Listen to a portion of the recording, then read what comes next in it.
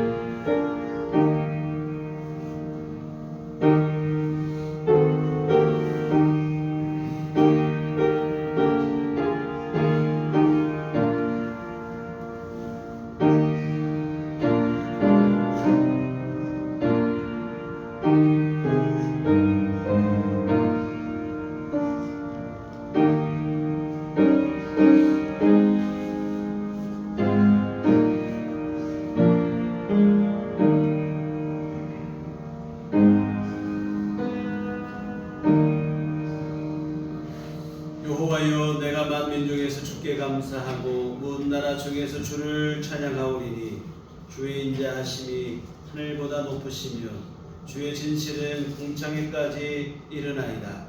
하나님이여, 주는 하늘 위에 높이 들리시며 주의 영광이 온 땅에서 높임 받으시기를 원하나이다.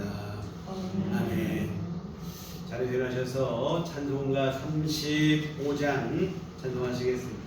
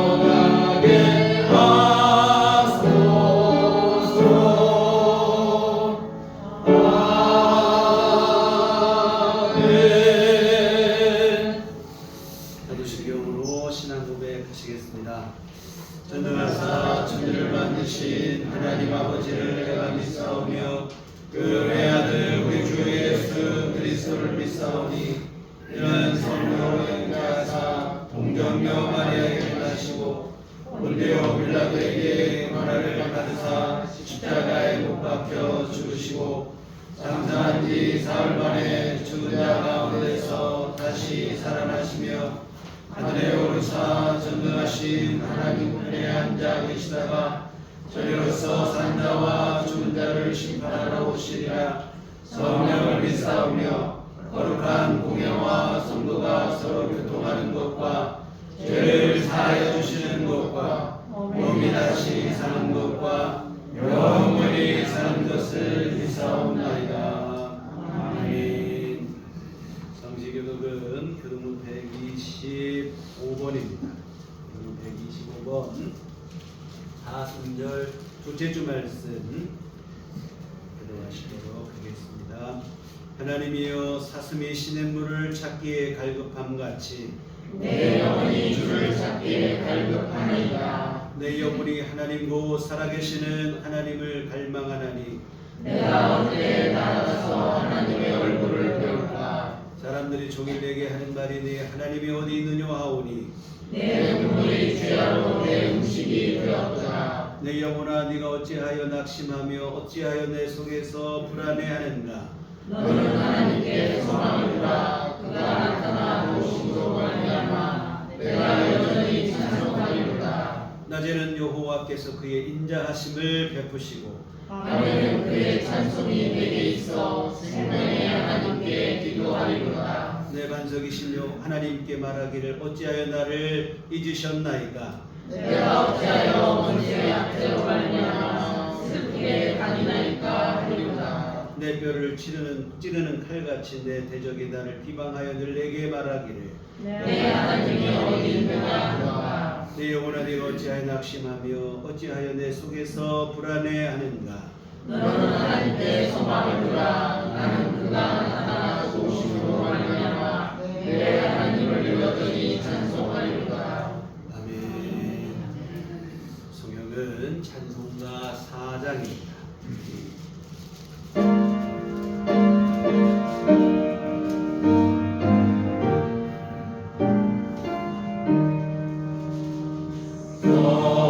성자와 성령 영원히 영광 받으옵소서. 태초로 지금까지 또 길이 영원 무궁 성삼위께 영광.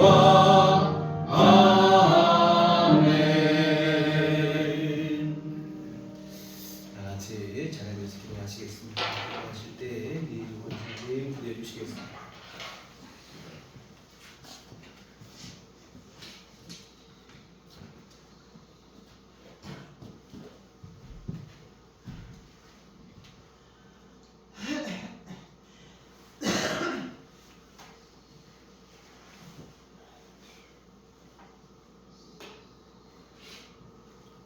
영원 무궁토록 우리와 함께 하시는 여호와 하나님 아버지, 오늘 복된 주님의 날에 피만 괴약한 우리들을 불러주셔서 주님을 경배하며 찬양하여 하시니 참으로 감사합니다. 아멘. 오늘도 새로운 생명들이 기지개를 켜는 봄의 문턱에서 2월의 마지막 주일을 보내면서 지난 시간들을 하나님 앞에 겸손하게 돌아보게 하시고 주님의 뜻대로 살지 못하고 우리 인간의 천박한 잣대를 가지고 행동한 것들을 이 시간 회개하게 하시고 주님의 은혜로 우리의 죄를 용서하여 주시옵소서. 아멘. 물가에 내려놓은 어린아이처럼 우리의 모든 생각과 감정과 언행들이 주님이 보시기에 항상 믿지 못하고 위태롭고 불안해 보일지라도 늘 우리 심령 안에 살아계셔서 우리의 심령의 고삐를 움켜잡아 주시고 선한 길, 정의의 길, 하나님의 길을 걷게 하여 주시옵소서. 아멘. 사랑의 주님, 한 치 앞도 내다보지 못하면서 언젠가는 하나님의 품으로 돌아가야만 하는 우리의 인생길에서 늘 주어진 삶을 하나님 앞에 귀하게 살아가게 하시고 겸허하게 살아가게 하시며 성실하게 살아가게 할 수 있도록 인도하여 주시옵소서. 자신만의 이익과 안위에 매몰려서 우리 주변의 병들고 가난하고 소외된 자들을 외면하지 않게 하여 주시옵소서. 저들을 위해서 진정으로 기도하게 하시고 구제를 위해서 따뜻한 주님의 성령으로 동참하게 하여 주시옵소서. 온갖 사고와 전쟁과 질병으로 고통을 받고 있는 지구촌의 많은 생명들에게 주님이 내려주시는 희망과 평화와 능력이 임재하게 하셔서 저들의 삶이 부유케 하시고 행복하게 해 주시옵소서. 우리들 교회를 사랑하시고 축복을 더하여 주시옵소서. 우리들 교회를 통하여 주님의 나라가 신학으로 확장되게 하시고 주님의 참된 사랑을 지역사회에 전파할 수 있는 귀한 하나님의 도구로 사용하여 주시옵소서. 우리들 교회가 금년에 계획해놓은 하나님의 사업들이 흔들림 없이 진척될 수 있도록 주님이 늘 함께해 주시고 우둔한 우리들에게 크나큰 지혜와 능력을 부어 주시옵소서. 이를 위해서 우리 성도들이 늘 합심으로 기도하게 하시고 헌신하게 하여 주시옵소서. 우리들 교회가 아직도 하나님을 알지 못하고 죽어가는 영혼들과 하나님을 떠나서 길 잃고 방황하는 양들을 불러 모아서 저들이 믿음을 통하여 소망을 얻고 이를 증거하는 복음의 증인들로 세워주시는 역사가 일어나게 하여 주시옵소서. 자비로우신 하나님 아버지, 경제적으로 힘들고 정치적으로 혼란스러우며 도덕적으로 타락해가는 우리 대한민국을 바로잡아 주시고 사악하고 미련한 위정자들에게 현철한 사고와 지혜를 내려주시옵소서. 북한의 계속적인 무력 도발로 불안한 한반도 정세를 안정되게 하시고 저 북녘 지도자들에게 하나님의 거룩하신 영이 그들 심령 안에 임재하게 하여 주시옵소서. 이 시간도 목사님을 통하여 하나님의 생명의 말씀이 증거될 때 성령님께서 함께 하셔서 우리의 어두운 길을 열어주시고 우둔한 머리를 깨우치시며 삭막한 심령 안에 뜨거운 믿음의 열정을 내려주시옵소서. 말씀을 전하시는 목사님께 변치 않은 하나님의 사랑과 능력을 내려주시고 우리의 교회를 이끌어가는데 어려움이 없도록 늘 축복하시고 인도하여 주시옵소서. 이 모든 것들을 전능하신 하나님께 의탁하옵고 천국 소망을 꿈꾸며 우리를 영원히 사랑하시는 주 예수 그리스도 이름으로 간절히 기도드렸습니다. 아멘.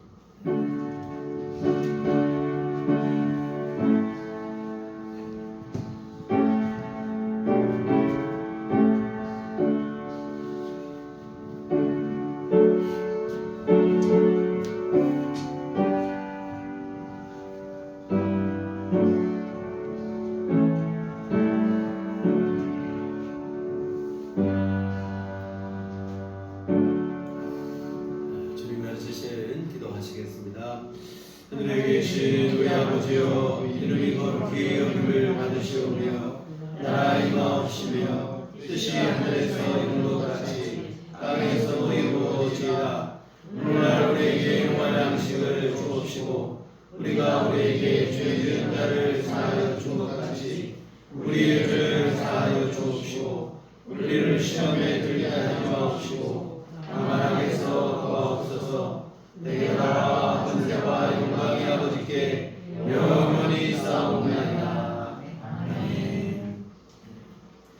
이 시간 우리에게 주신 하나님 말씀 구약성경 사무엘하 7장 1절에서 3절까지 말씀 보시도록 하겠습니다. 사무엘하 7장 1절에서 3절까지 말씀 나같이 한 목소리로 합독하시도록 하겠습니다. 여호와께서 주의 모든 원수를 무찌르사 왕으로 궁에 평안히 살게 하신 때에 왕이 선지자 나단에게 이르되 볼지어다 나는 백향목 궁에 살거늘 하나님의 배는 이상하게 있도다. 나단이 왕께 아뢰되 여호와께서 왕과 함께 계시니 마음에 있는 모든 것을 행하소서 하니라. 아멘. 우리 주님의 은총과 평강이 교회 여러분과 함께 하시기를 기원합니다. 아멘. 지난 시간에 우리는 법궤가 예루살렘으로 모셔지는 그 과정을 살펴보았어요.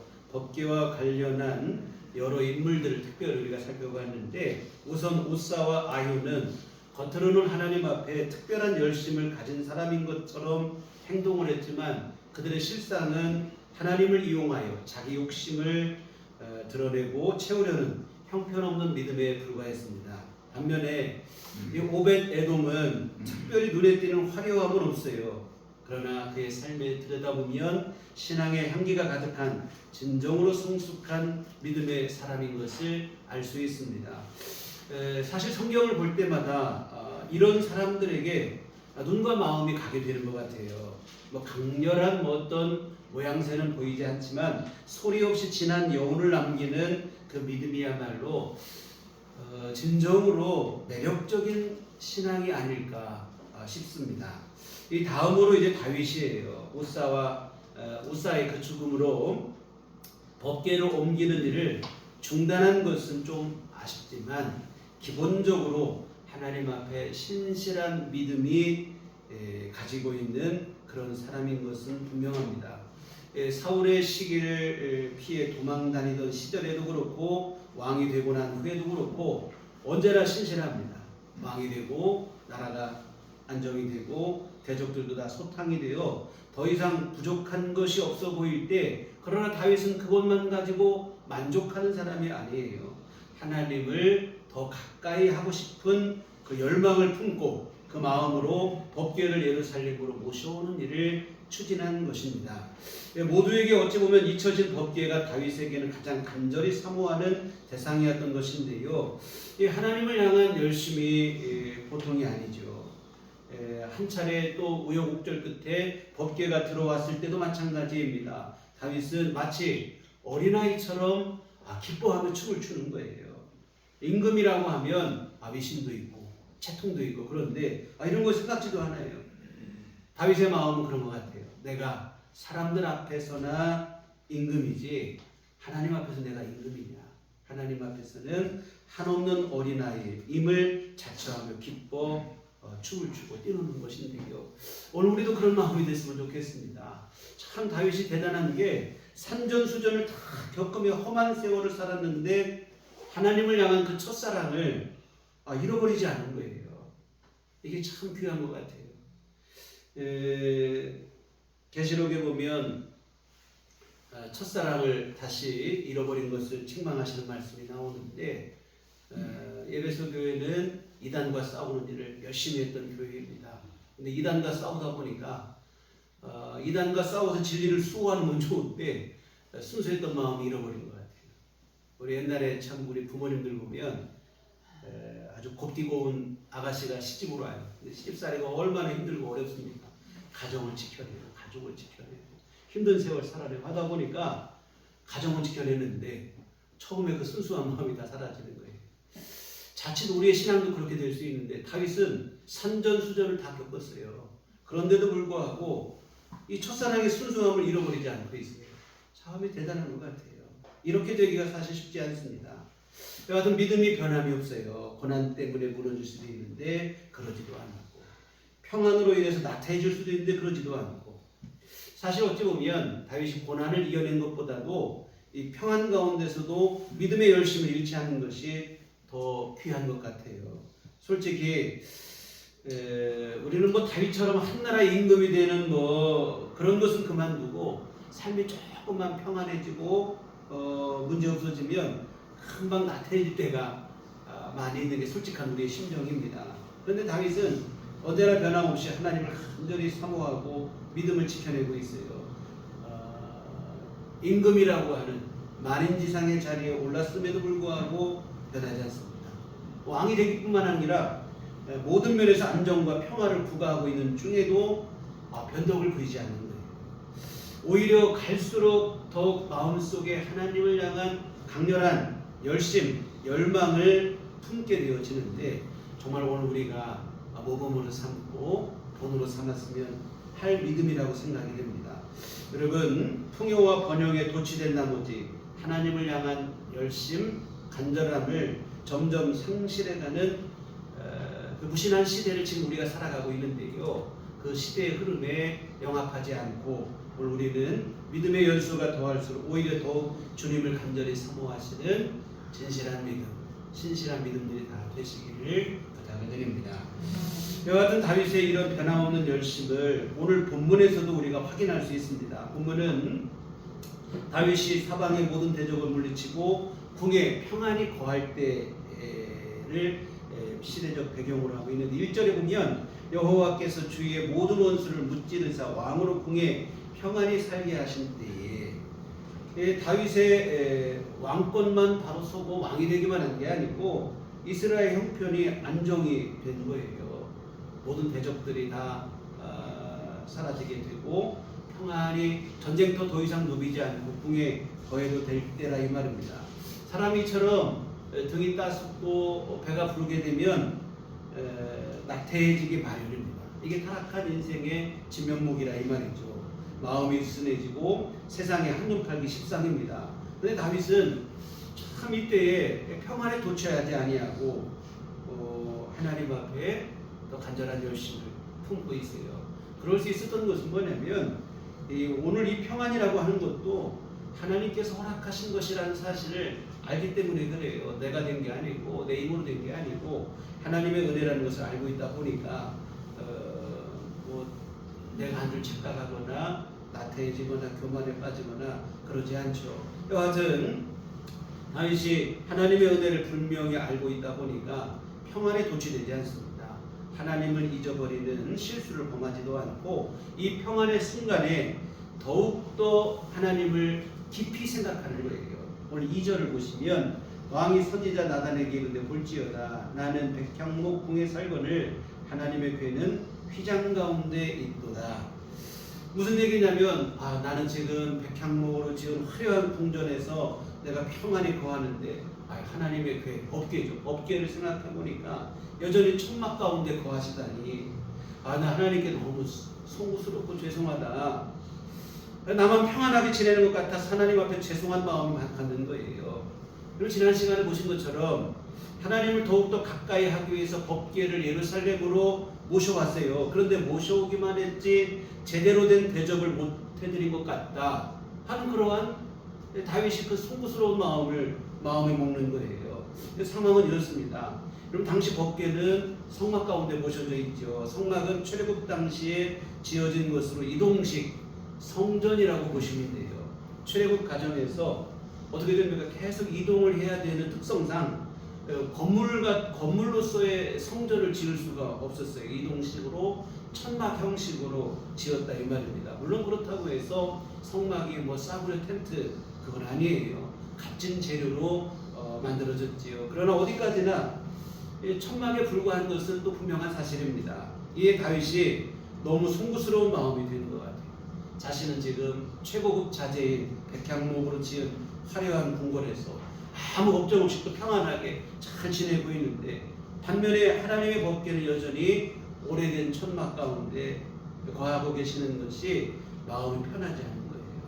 이 궁궐, 화려한 궁궐이 몸은 편하지만 마음이 편치 않은 거예요. 하나님 앞에 죄송한 마음이 드는 거라 이 말입니다. 근데 여러분 참 이게 귀한 마음입니다.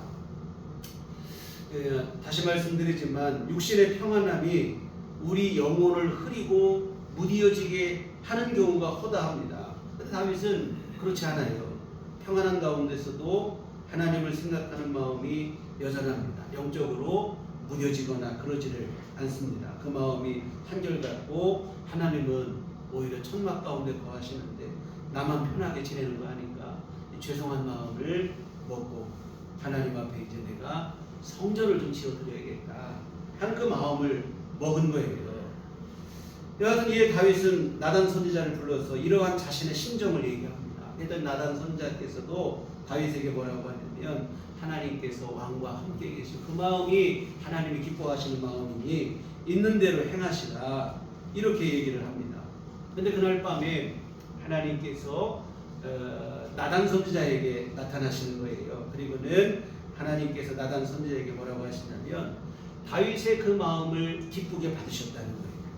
다윗이 하나님을 위해서 성전을 건축하고자 하는 마음을 먹었다는 것만으로도 하나님께서 너무 기쁘신 겁니다. 다윗이 어려울 때뿐만 아니라 모든 것에 평안한 지금에도 변함없는 마음으로 하나님을 기억하고 있다는 것에 기쁘신 것입니다. 사실 하나님께서 이런 믿음을 보신 적이 이 땅에서 별로 없거든요. 여러분 성경 역사를 보면 모세 여호수아 이후에 이렇다 할 믿음의 사람이 없었어요. 그러다가 사무엘이 뒤늦게 믿음의 시대를 열고 다윗이 믿음의 꽃을 피운 이런 상황인데 하나님께서 그렇게 반가울 수가 없죠. 너무도 기쁜 마음에 하나님은 다윗의 마음을 기뻐 받으시고 다윗에게 큰 복을 약속을 하시는데 5절부터 이하 17절까지가 하나님이 다윗에게 약속하신 축복의 약속입니다. 그런데 하나님은 먼저 말씀하신 건 뭐냐면 다윗의 마음, 성전을 지어드리고자 하는 마음은 하나님이 기뻐 받으시지만 문제는 다윗은 성전을 건축하기에는 합당한 사람이 아니다. 성전을 건축하는 일을 허락하시지는 않습니다. 5절을 보시겠습니다. 가서 내 종 다윗에게 말하기를 여호와께서 이와 같이 말씀하시되 네가 나를 위하여 내가 살 집을 건축하겠느냐. 하나님께 숭고한 마음에 성전을 건축하고자 하는 다윗의 마음은 하나님이 기쁘시게 받으시지만 문제는 다윗은 성전을 건축하기에는 적합하지 않다는 거예요. 오늘 본문에서는 그 이유를 정확하게 밝히고 있지는 않지만 역대상 22장 8절에서 다윗이 왜 성전을 건축할 수 없는지를 분명하게 말씀하십니다. 역대상 22장 8절에 여호와의 말씀이 내게 임하 이르시되 너는 피를 심히 많이 흘렸고 크게 전쟁하였느니라. 네가 내 앞에서 땅에 피를 많이 흘렸은즉 내 이름을 위하여 성전을 건축하지 못하리라. 여러분, 다윗은 훌륭한 장수잖아요. 어린 소년 시절부터 우리가 이미 보셨던 것처럼 전쟁터를 누비고 다닌 사람입니다. 하나님의 명예를 위해서 또한 하나님의 나라 이스라엘을 위해서 싸우는 것이긴 하지만 부득이 너무 많이 피를 흘렸어요. 이 하나님은 다윗은 성전을 건축하는 일을 하기에는 적합하지 않다고 보신 거예요. 여러분, 성전은 모든 생명의 주인이신 하나님을 예비하는 것입니다. 생명의 주인이시며 또한 생명을 살리시는 분이 하나님이십니다. 그런데 이유 여하를 떠나서 다윗은 너무 많은 사람의 생명을 해친 사람이에요. 너무 많은 사람의 생명을 죽인 피를 흘린 사람이 생명을 살리시는 하나님의 전을 건축한다는 것은 이게 뭔가 맞지가 않는다는 것, 이게 하나님의 입장이신 것 같습니다. 여하튼 하나님은 다윗은 성전을 건축하기는 적합하지 않다. 다만 성전을 건축하고자 하는 마음을 먹은 것에 대해서는 하나님이 기뻐하십니다. 사실 지금까지 앞에서 말씀드린 것처럼 이런 마음을 먹은 사람이 아무도 없었어요. 다윗이 처음입니다. 그리고 하나님께서 먼저 성막이 다 낡았다, 성전을 좀 새로 지어달라, 이런 말씀을 하나님이 하신 적도 없어요. 6절과 7절에 보면 내가 이스라엘 자손을 애굽에서 인도하여 내던 날부터 오늘까지 집에 살지 아니하고 장막과 성막 안에서 다녔나니 이스라엘 자손과 더불어 다니는 모든 곳에서 내가 내 백성 이스라엘을 먹이라고 명령한 이스라엘 어느 지파들 가운데 하나에게 내가 말하기를 너희가 어찌하여 나를 위하여 백향목집을 건축하지 아니하였느냐고 말하였느냐. 언제 하나님께서 누구에게 백향목 성전을 왜 건축하지 않느냐고 하나님이 체근한 적이 있느냐? 그런 적 없다는 거예요. 한 번도 하나님께서 먼저 요구하신 적이 없어요. 그런데 다윗은 전적으로 순전히 자발적인 의지로 내가 하나님께 성전을 지어드리겠습니다, 이러고 나온 거예요. 하나님이 이거 생각지도 않은 일이잖아요. 너무 기쁘시죠. 여러분, 시켜서 한 일도 뭐 그것도 귀할 수도 있어요. 그런데 자원에서 했으니 얼마나 더 귀한 일입니까? 출애굽 이후 지금 한 근 450년 세월이 흘렀어요. 그러니 성막이 지어진 지도 450년 세월이 된 것이죠. 그 세월 동안 수많은 사람들이 있었지만 어느 누구도 하나님이 성전이 천막이라고 하는 것에 대해서 안타까워하는 사람이 없었어요. 하나님을 새로운 성전을 지어드려야겠다는 마음을 먹은 사람도 없었습니다. 다윗이 처음으로 그런 마음을 먹었어요. 그러니 하나님이 너무 기쁘시죠. 반면에 여러분, 학개서에 보면 오늘 본문과 반대의 상황도 있어요. 정반대 얘기가 나와요. 이때는 언제냐면 바벨론 포로에서 돌아왔을 때인데, 남왕국 유다가 이제 바벨론에 의해서 나라가 패망할 때 하나님의 성전도 무너졌어요. 쓸만한 사람 다 포로로 잡혀가고 나라는 망하고 성전은 다 무너지게 되고, 그러다가 포로로 잡혀가고 70년 만에 포로에서 돌아옵니다. 돌아온 백성들이 어떤 마음을 먹냐면 우리 성전을 건축해야겠다. 성전이 무너졌으니까 하나님 앞에 성전을 건축할 마음을 먹고 성전 건축을 시작을 했어요. 그런데 문제는 사마리아 사람들이 방해를 해요. 성전 건축이 중단이 됐습니다. 그러는 사이 세월이 흘러가는 거예요.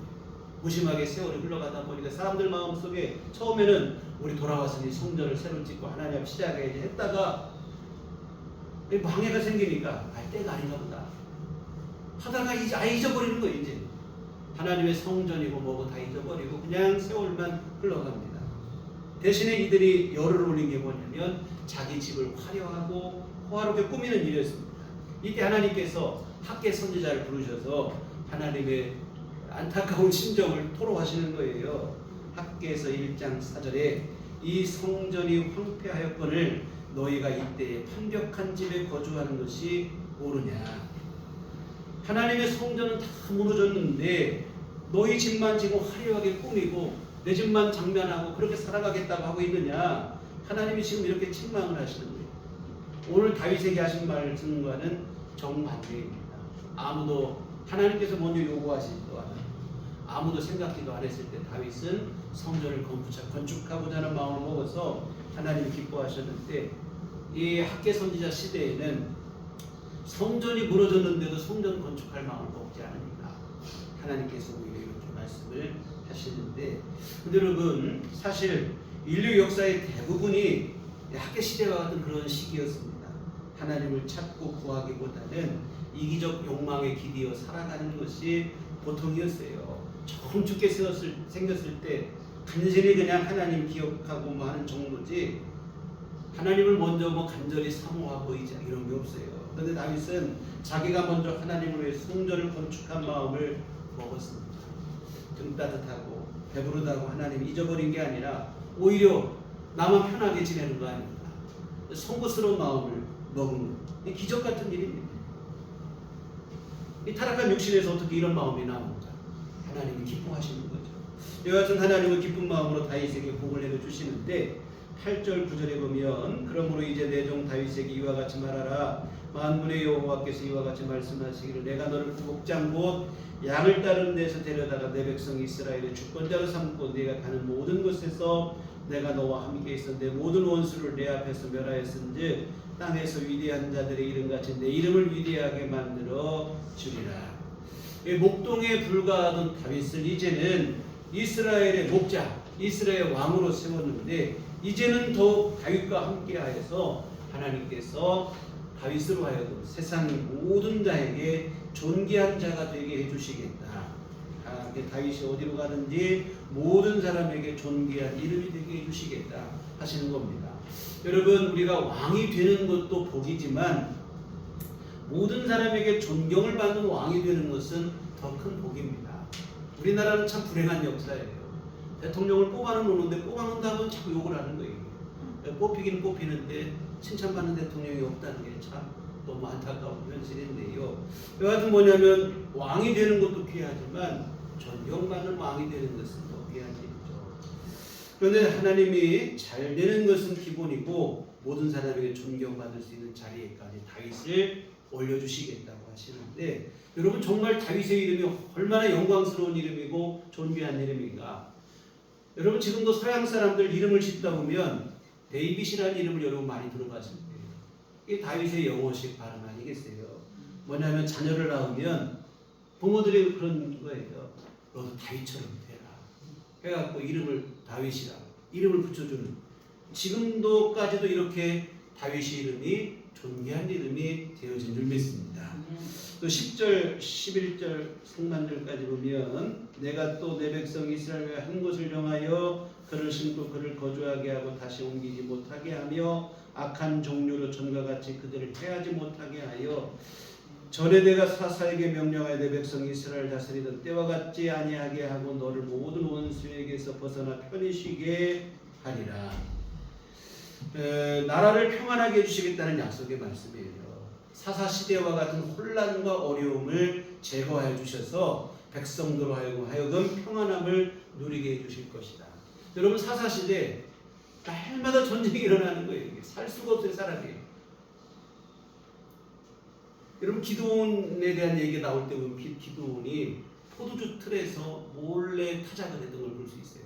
왜냐하면 곡식을 타작하는 거 보면 다 뺏기니까 몰래 그 타작을 해서, 여러분 이게 전쟁이 나면 이렇게 되는 거예요. 내 농산물이 내게 되는 게 아니고 내 것이 내게 되는 게 아니고 다 빼앗기게 되잖아요. 사사시대 얼마나 그렇게 힘들게 살았는데 하나님은 뭐라고 하냐면 이제는 그런 어려움 보이지 않게 하시겠다. 나라를 안정되게 하고 백성들을 평안히 살게 하시겠다는 거예요. 여러분 다윗이 하나님께 잘 보였더니 여러분 다윗만 복을 받은 게 아니고 이스라엘 나라까지 복을 받습니다. 여러분 진짜 복은 그 복을 받은 당사자뿐만 아니라 그 주변 사람들에게까지 복이 흘러가게 될 때입니다. 사실 이것이 하나님께서 복을 주시는 방법이에요. 근데 우리는 뭐 간증을 듣다 보면 참 이런 간증은 안 좋은 것 같아요.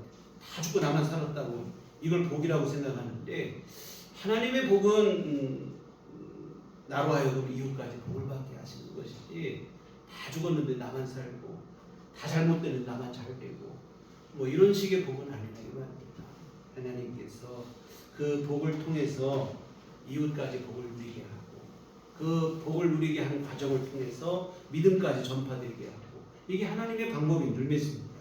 이와 같은 다윗으로 하여금 다윗만 복을 받는 게 아니라 온 백성들도 그 나라 가지고 복을 받게 되는 이런 은총을 누리게 하시겠다는 약속입니다. 또 11절 하반절부터 12절에 보면 여호와가 또 내게 이르노니 여호와가 너를 위하여 집을 짓고 내 수완이 차서 내 조상들과 함께 누울 때 내가 내 몸에서 날 내 씨를 내 뒤에 세워 그의 나라를 견고하게 하리라. 다윗의 가문을 세워서 다윗을 대신할 후손 복을 주셔서 그로 하여금 이스라엘의 왕이 되게 하시겠다. 이 약속은 뒤에 보면 또 다른 약속으로까지 계속 이어지고 있는데요. 결국은 뭐냐면 다윗이 세상을 떠날 때 그냥 떠나는 것이 끝나는 게 아니고 또 후손이 있어서 그로 하여금 나라를 다스리게 하고 특별히 이것은 솔로몬에 대한 약속입니다. 이어지는 13절을 보시면 그는 내 이름을 위하여 집을 건축할 것이요 나는 그의 나라 왕위를 영원히 견고하게 하리라. 솔로몬에 대한 얘기죠. 솔로몬이 하나님을 위해서 성전을 건축할 것을 말씀하십니다. 그리고는 솔로몬이 다스리는 나라는 견고하게 해주시겠다. 하나님이 약속을 하십니다. 다윗뿐만 아니라 그 후손까지도 복이 되게 하시고 견고하게 하시고 뿐만 아니라 솔로몬으로 하여금 다윗이 이루지 못한 성전을 건축하는 영광을 누리게 하시겠다 하시면서 또 하나님이 덧붙여서 한 가지를 말씀하십니다. 14절 보면 나는 그에게 아버지가 되고 그는 내게 아들이 되리니 그가 만일 죄를 범하면 내가 사람의 매와 인생의 채찍으로 징계하려니와 내가 내 앞에서 물러나게 한 사울에게서 내 은총을 빼앗은 것처럼 그에게서 빼앗지는 아니하리라. 솔로몬에 대한 얘기인데 솔로몬에게 하나님이 아버지가 되고 솔로몬은 하나님의 자녀가 되게 하시겠다 하시지만 그런데 혹시 솔로몬이 잘못을 하게 된다면 그 잘못에 대해서 하나님이 벌을 내리시는데 무슨 말씀을 하시냐면 사람을 통하여 그를 징계하시겠지만 사울처럼 완전히 은총을 빼앗아 버리고 버리심받는 일은 없을 것이라고 합니다. 참 이거 놀라운 은총의 약속이에요. 솔로몬은 어찌 보면 아버지를 잘 둬서 복받은 사람이에요. 이 솔로몬의 죄를 생각하면 사울의 죄보다 더 클 수 있습니다. 왜 그러냐면 솔로몬은 수많은 이방 여성들과 결혼을 하고 그 여성들을 위해서 이 여성들이 시집만 온 게 아니에요. 자기가 믿던 우상까지 데리고 온 거예요. 그들을 위해서 우상의 신전을 만들어주고 그 예루살렘으로 하여금 완전히 우상 박물관이 되도록 만든 장본인이 솔로몬입니다. 그런데 하나님께서 솔로몬을 완전히 멸하시지는 않습니다. 열왕기에 보면 솔로몬이 우상 숭배할 때 하나님이 징계의 말씀을 하시는데 그런데 징계의 말씀을 하시는 중에 하나님이 뭐라고 하시냐면 네 아비 다윗을 위하여 라고 하시며 솔로몬을 완전히 멸하시지는 않겠다고 약속을 하십니다. 이 솔로몬의 죄를 생각하면 아까 말씀드린 것처럼 사울보다 어찌 보면 더 큰 죄예요. 버림받아 마땅하죠. 그러나 그 아버지 다윗과의 약속 때문에 그렇게 하지는 않겠다는 거예요. 오늘 본문의 약속 때문이죠. 사실 솔로몬은 그래서 결국은 더 큰 죄를 지었지만 완전히 버림받지는 않고 인생 채찍으로 하나님이 때리셔서 결국에는 그로 하여금 나중에는 다시 돌아오게 하시죠. 솔로몬의 전도서를 보게 되면 솔로몬이 훗날 다시 돌이켜서 하나님 앞에 돌아왔음을 우리가 확인할 수 있는 그런 성경의 말씀이기도 합니다. 이와 같은 다윗이 성전을 건축하고자 하는 마음 먹은 것에 대해서 하나님께서 얼마나 기쁘신지 그 아들 솔로몬에 대한 약속 그로 하여금 죄를 짓고 범죄할지라도 내가 완전히 멸하지는 않고 때려서라도 내가 고쳐 쓰겠다 하시는 그런 약속을 하나님이 주십니다. 정말 여러분 자녀들을 위해서 우리가 유산을 물려주는 게 자녀들에게 복이 아니라 여러분 믿음으로 사시고 기도로 하나님 앞에 기도의 분량을 쌓으시고 하나님 앞에 믿음의 삶을 살아가세요. 그것이 하나님의 은총을 여러분의 자녀들에게 흘러가게 하는 축복의 통로가 되어질 줄 믿습니다. 또 16절도 보시면 내 집과 네 나라가 내 앞에서 영원히 보존되고 내 왕위가 영원히 견고하리라 하셨다 하라. 여러분 다윗의 후손종이 20명의 왕이 납니다. 그리고 더 중요한 것은 영원한 왕이 되게 하리라 했는데 영원히 견고하리라 했는데 뭐냐면 다윗의 후손으로 이 땅에 오신 예수님에 대한 약속인 줄 믿습니다. 만왕의 왕이 되시는 우리 예수님이 다윗의 혈통으로 이 땅에 오시게 됐어요. 이와 같은 다윗은 하나님으로부터 엄청난 복을 받게 된 것입니다. 하나님 앞에 한결같은 마음으로 선한 소원을 품고 살았더니 하나님이 이런 복을 주신다 이 말입니다. 성전을 건축한 건 아니죠. 성전을 건축할 마음만 먹어도 하나님이 이런 복을 내려주시는 줄 믿습니다. 근데 오늘 우리는 너무 하나님으로부터 뭘 받아낼까 여기에 너무 골몰하고 있을 때가 많이 있는 것 같아요. 이제 이런 생각에서 우리가 조금 벗어나야 돼요. 왜? 어린아이가 아니니까. 우리가 성숙한 믿음으로 나아가서 하나님 앞에 내가 무엇을 하면 기쁨이 될까? 어떻게 하면 하나님께 영광이 됩니까? 이런 마음이 되셔야 돼요. 여러분 성숙한 자녀는 부모의 친정까지 이해를 하는 거 아니겠어요? 어릴 때야 뭐 철부지로 뭐 때를 쓰고 이게 하는 일이지만 여러분 성숙한 자녀는 먼저 부모를 살피고 그 마음까지도 우리가 그렇게 되는 거 아니겠어요? 성숙한 신앙인도 마찬가지입니다. 하나님을 위해 내가 무엇을 할까를 먼저 생각하죠. 여러분 사실 그간 받은 은혜, 이미 받은 은혜도 너무 귀합니다. 생명의 주인이시고 우리를 이 땅에 보내주시고 구원의 은총을 베풀어 주시고 너무 귀한 은혜를 받았어요. 이제 우리가 할 일은 바로 뭐냐면 주님 앞에 이 은혜를 감사하며 하나님 앞에 더욱더 믿음으로 살아가는 그러한 삶이고 하나님을 더욱더 간절히 사모하는 마음으로 하나님 기쁘신 일들을 이루는 일입니다. 이와 같은 다윗은 하나님으로부터 엄청난 복을 약속받았어요. 이 복을 다윗이 나단 선지자에게 듣고는 감격하죠. 내가 하나님께 뭐 성전을 실제로 지어드린 것도 아니고 마음만 먹었는데 하나님이 이렇게 복을 약속해 주시다니 너무 감사하죠. 18절에 보면 다윗 왕이 여호와 앞에 들어가 앉아서 이르되 주 여호와여 나는 누구이오며 내 집은 무엇이기에 나를 여기까지 이르게 하셨나이까. 내가 무엇이며 내가 또 뭘 했다고 이렇게 복을 주십니까? 하나님께 너무 감사하다. 내가 감당할 수 없을 만큼 너무 큰 복을 주셨다. 뭐 이런 얘기가 되어지죠. 27절부터 보면 만군의 여호와 이스라엘 하나님이여 주의 종이 귀를 여시고 이르시기를 내가 너를 위하여 집을 세우리라 하였으므로 주의 종이 이 기도를 주께 간구할 마음이 생겼나이다. 주 여호와여 오직 주는 하나님이시오며 주의 말씀들이 참되시니이다. 주께서 이 좋은 것을 주의 종에게 말씀하셨사오니 이제 청하건대 종의 집에 복을 주사 주 앞에 영원히 있게 하옵소서. 주 여호와께서 말씀하셨사오니 주의 종의 집이 영원히 복을 받게 하옵소서 하니라.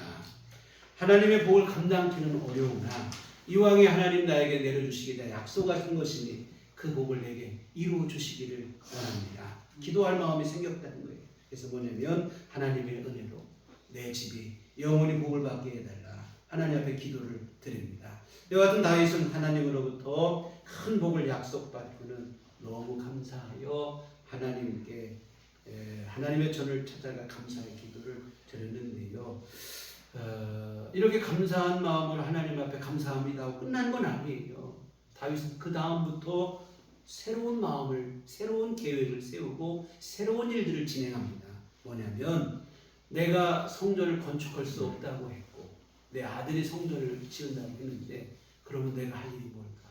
다윗은 그때부터 성전을 건축할 준비를 하는 거예요. 그래서 솔로몬이 성전을 건축했지만 사실 건축을 위한 모든 준비는 다윗이 했다고 해도 과언이 아닐 정도로 준비를 합니다. 역대상 18장 7절로 8절에 보면 다윗이 하닷에셀의 신하들이 가진 금방패를 빼앗아 예루살렘으로 가져오고 또 하닷 에셀의 성읍 디브핫과 군에서 심이 많은 놋을 빼앗았더니 솔로몬이 그것으로 놋 대야와 기둥과 놋 그릇들을 만들었더라. 전쟁에서 얻은 전리품 전부를 성전 건축을 위해서 바치는 거예요. 또 역대상 22장 1절로 5절에 보면 다윗이 이르되 이는 여호와 하나님의 성전이요 이는 이스라엘의 번제단이라 하였더라. 다윗이 명령하여 이스라엘 땅에 거류하는 이방 사람을 모으고 석수를 시켜 하나님의 성전을 건축할 돌을 다듬게 하고 다윗이 또 문짝 몬과 거멀못에 쓸 철을 많이 준비하고 또 무게를 달 수 없을 만큼 심이 많은 놋을 준비하고 또 백향목을 무수히 준비하였으니 이는 시돈 사람과 두로 사람이 백향목을 다윗에게로 많이 수원하여 왔습니다. 다윗이 이르되 내 아들 솔로몬은 어리고 미숙하고 여호와를 위하여 건축할 성전은 극히 웅장하여 만국의 명성과 영광이 있게 하여라 할지라. 그러므로 내가 이제 그것을 위하여 준비하리라 하고 다윗이 죽기 전에 많이 준비하였더라. 성전 건축을 위해서 모든 건축 재료를 다윗이 준비하는데 성경은 말하길 그냥 한마디로 많이 준비했다 이렇게 쓰고 있어요. 무수하게 준비했다, 많이 준비했다. 그리고 여러분 재료만 준비한 게 아니에요. 성전 부지도 다윗이 마련한 겁니다.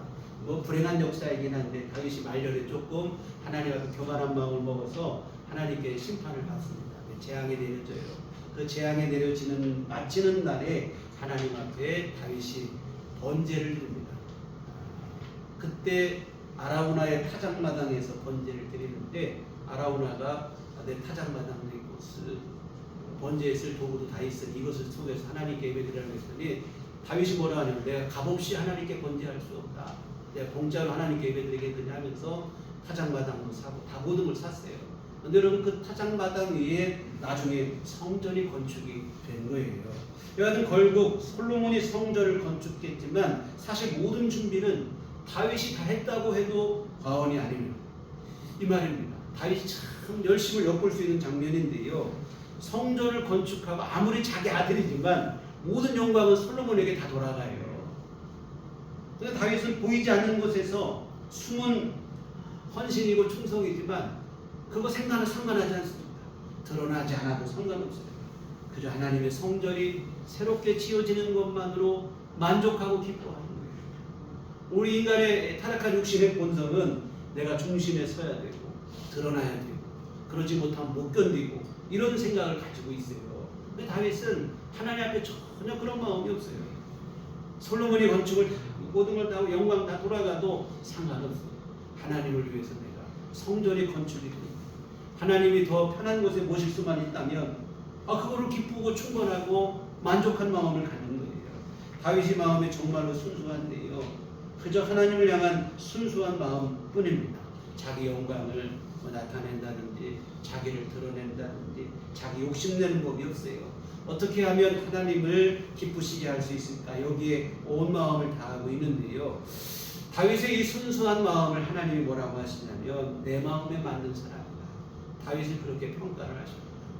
너는 내 마음에 맞는 사람이다. 참 여러분 우리가 하나님 앞에 그런 칭찬을 좀 들었으면 얼마나 좋을까요? 우리 얼마나 여러분 마음이 타락하고 죄가 들어오고 하나님의 마음에 맡기는 그만두고 하나님의 마음을 제대로 알기도 참 버거운 게 우리의 형편이 아닌가 싶어요.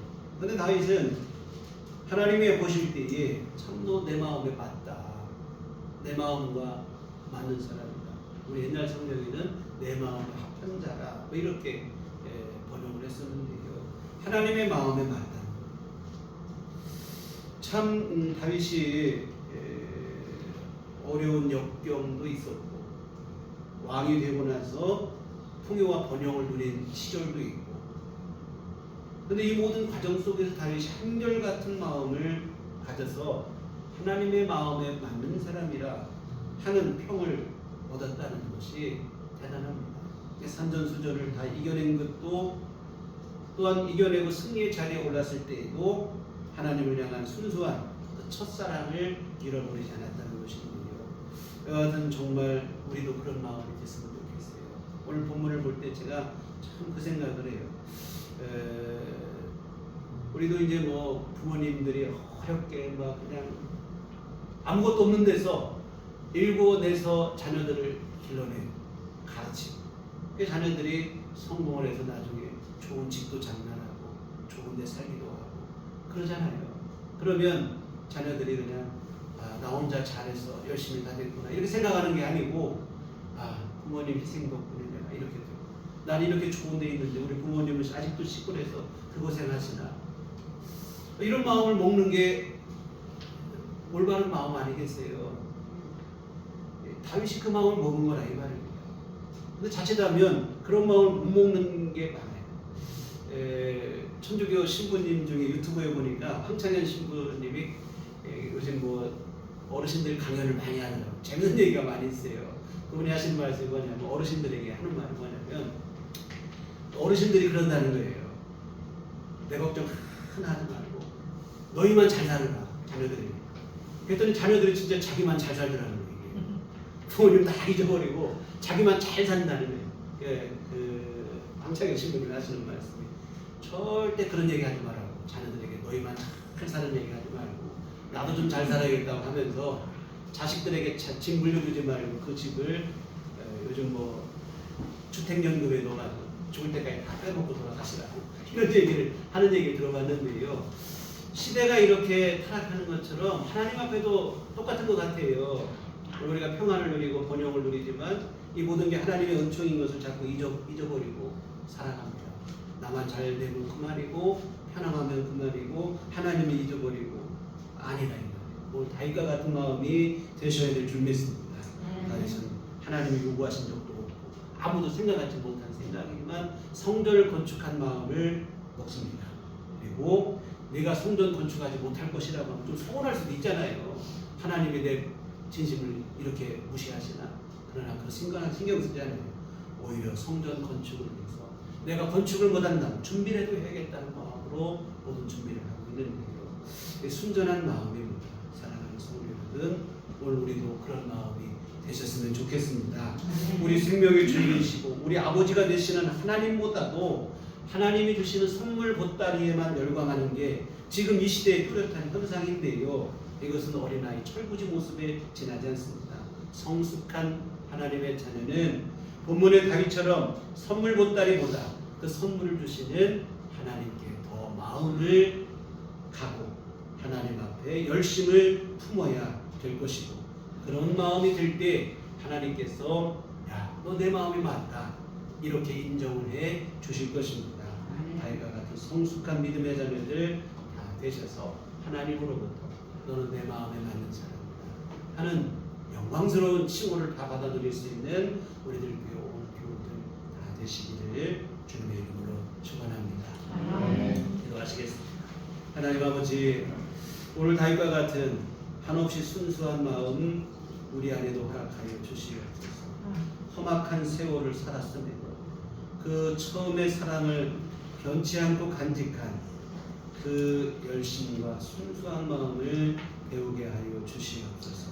아버지, 우리 너무나 쉽게도 세상의 마음을 빼앗겨 버리고 세상에 때가 묻기도 할 그러한 가운데 살아갈 때가 있습니다.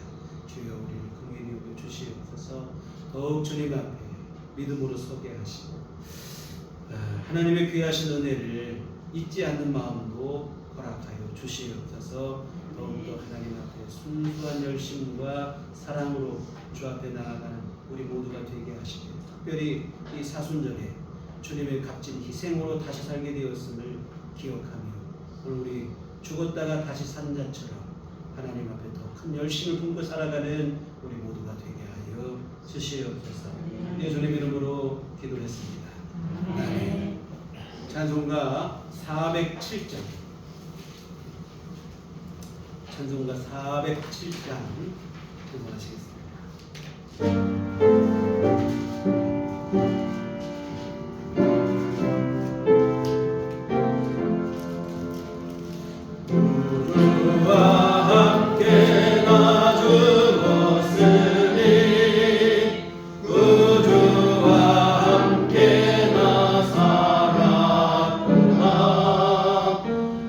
영광의 그날에 이르고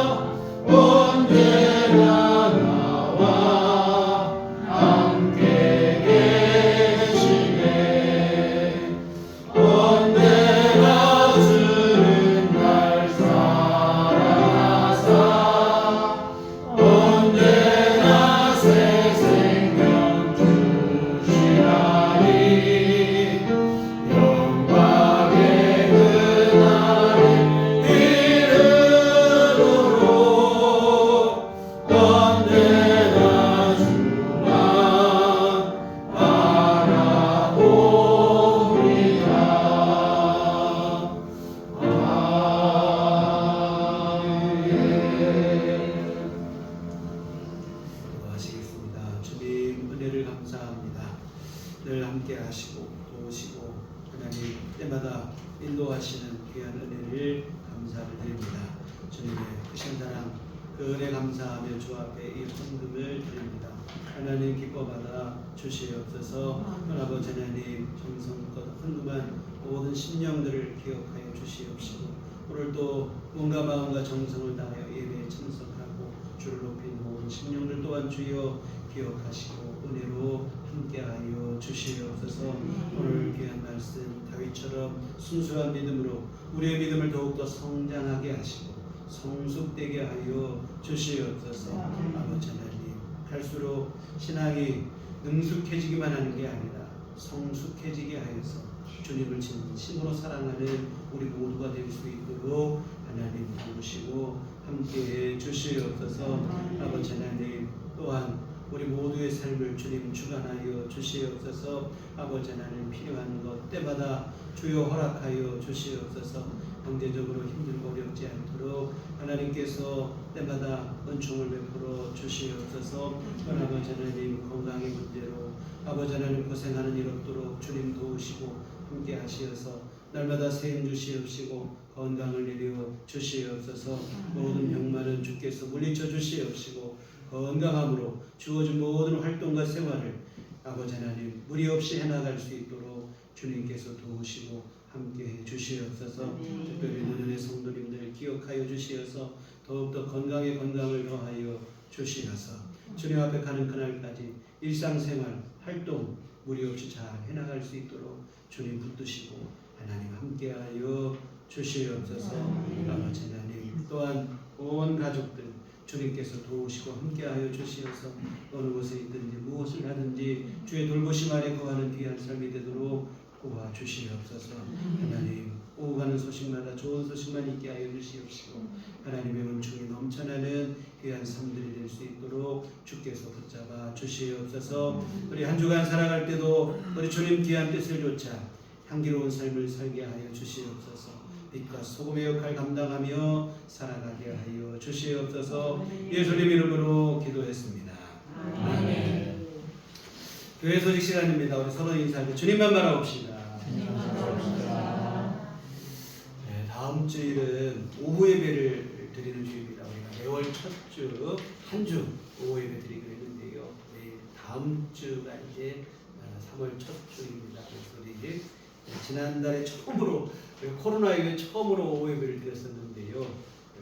다음 주일에도 한번도 함께 빠짐없이 다 같이 예배 드렸으면 좋겠고 꼭 오후 예배 참석을 못 하시더라도 같이 점심 식사 간단히 우리 나누는 간단한 식사지만 같이 함께 하시고 서로 교제를 나누시는 시간이 되시면 좋겠어요. 나도 코로나 이후에 그냥 예배 끝나고 얼굴 인사 한번 하고 헤어지고 이러다 보니까 너무 그냥 좀 그런 것 같아서 한 달에 한 번이라도 함께 식탁의 자리를 나누고 이렇게 예배를 드리고 하는 시간을 많이 냈으니 같은 오후 예배 참석이 좀 어려우시더라도 식사는 꼭 같이 하시고 같이 교제도 나누시고 서로 안부도 묻고 그러시고 함께 하시면 고맙겠습니다.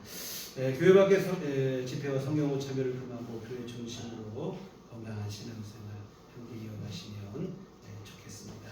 우리 나같이 자리에서 일어나셔서 서로를 축복하시며 평안을 너에게 주노라 함께 청하시겠습니다.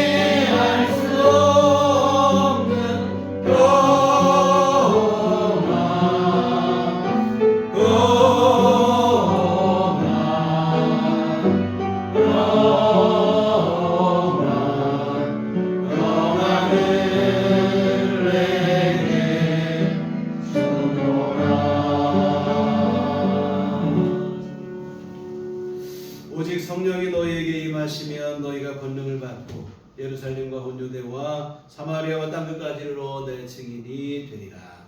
우리가 주의 증인이 되겠습니다. 이제는 우리 주 예수 그리스도의 구속의 은혜와 하나님 아버지의 그 크신 사랑하심과 성령님의 이루고 등력사 감화감도 충만하시니 주의 피로 세우신 우리들 교회 위에와 오직 주님 앞에 그 첫사랑을 잃지 아니하고 순전한 열심과 사랑으로 살기를 소원하는 주의 모든 자녀들의 심령 위에 지금부터 영원토록 함께 계시기를 간절히 축원하옵나이다.